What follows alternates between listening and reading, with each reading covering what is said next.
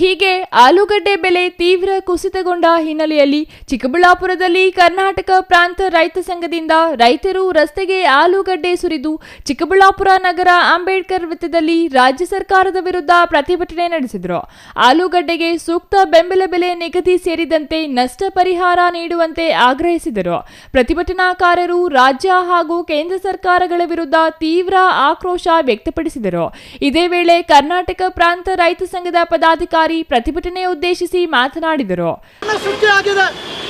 ಈಗ ರೈತರ ಬಿತ್ತನೆ ಬೀಜ ಜಾಸ್ತಿ ರೇಟ್ ಆಗಿದೆ, ಹಾಕಿರ್ತಕ್ಕಂಥ ಬಂಡವಾಳ ಜಾಸ್ತಿ ಆಗಿದೆ. ಕೇವಲ 350-450 ರೂಪಾಯಿಗೆ ಒಂದು ಮೂಟೆ ಆಲೂಗಡ್ಡೆ ಇವತ್ತು ಖರೀದಿ ಮಾಡ್ತಕ್ಕಂಥದ್ದು ವಾತಾವರಣ ಸೃಷ್ಟಿಯಾಗಿದೆ. ರೈತರಿಗೆ ಏನಾದರೂ ಉಪಯೋಗ ಆಗಬೇಕಂದ್ರೆ 2,500ರಿಂದ 3,000 ರೂಪಾಯಿ ಒಂದು ಮೂಟೆ ಮಾರಿದ್ರೆ ಮಾತ್ರ ರೈತರಿಗೆ ಉಪಯೋಗ ಆಗ್ತದೆ. ಆದ್ರೆ ಇವತ್ತು ರಾಜ್ಯದಲ್ಲಿ ಇವತ್ತು ಅಧಿಕಾರ ನಡೆಸ್ತಕ್ಕಂಥ ಕಾಂಗ್ರೆಸ್ ಸರ್ಕಾರ ಆಗಿರ್ಬೋದು, ಕೇಂದ್ರದಲ್ಲಿ ಅಧಿಕಾರ ಮಾಡ್ತಕ್ಕಂಥ ಬಿಜೆಪಿ ಸರ್ಕಾರ, ಈ ರೈತರ ಗೋಳು ಅವರಿಗೆ ಇವತ್ತು ತಟ್ಟಬೇಕು.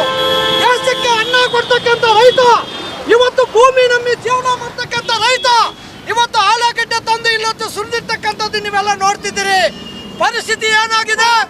ರೇಟ್ ಜಾಸ್ತಿ ಆಗಿದೆ, ಬಂಡವಾಳ ಜಾಸ್ತಿ ಆಗಿದೆ. ಅವರು ಮಾರಕ್ಕೋದ್ರೆ ಕೈಗೆ ಹಣ ಸಿಗದೇ ಇರ್ತಕ್ಕಂಥ ವಾತಾವರಣ ಸೃಷ್ಟಿಯಾಗಿ ಬೀದಿಗೆ ಸಲ್ಲಿರ್ತಕ್ಕಂಥ ರೈತರು ಇವತ್ತು ಆತ್ಮಹತ್ಯೆ ಮಾಡಿಕೊಳ್ತಕ್ಕಂಥ ಪರಿಸ್ಥಿತಿ ಇವತ್ತು ನಿರ್ಮಾಣ ಆಗಿದೆ. ಪ್ರತ್ಯೇಕವಾಗಿ ನಮ್ಮ ಕರ್ನಾಟಕ ರಾಜ್ಯದಲ್ಲಿ ಚಿಕ್ಕಬಳ್ಳಾಪುರ ಜಿಲ್ಲೆಯಲ್ಲಿ ಹೆಚ್ಚಿನ ರೀತಿಯಲ್ಲಿ ಇವತ್ತು ಆಲೂಗಡ್ಡೆ, ಟೊಮೊಟೊ, ದ್ರಾಕ್ಷಿ ಇವತ್ತು ಬೆಳೀತಕ್ಕಂಥ ರೈತರು ಕೋಲ್ಡ್ ಸ್ಟೋರೇಜ್ಗಳನ್ನು ಎಲ್ಲ ತಾಲೂಕುಗಳಲ್ಲಿ ಕೂಡ ಸರ್ಕಾರದಿಂದ ಪ್ರಾರಂಭ ಮಾಡಬೇಕು. ಅಯ್ಯ, ನೀವು ಸಂಸದರು ನೀವೆಲ್ಲಿ ಏನು ಮಾಡ್ತಿದ್ದೀರಿ?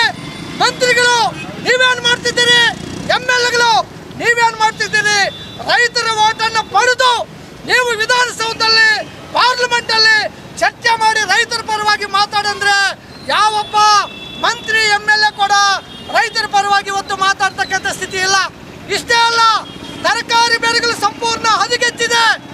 ಇವತ್ತು ಟೊಮೊಟೊ ಬೆಲೆ ಇಲ್ಲ, ಯೂರಿಯಲ್ಲಿ ಬೆಳೆದಿರ್ತಕ್ಕಂಥ ರೈತರು ಬಿಸಾಕ್ತಾ ಇದ್ದಾರೆ.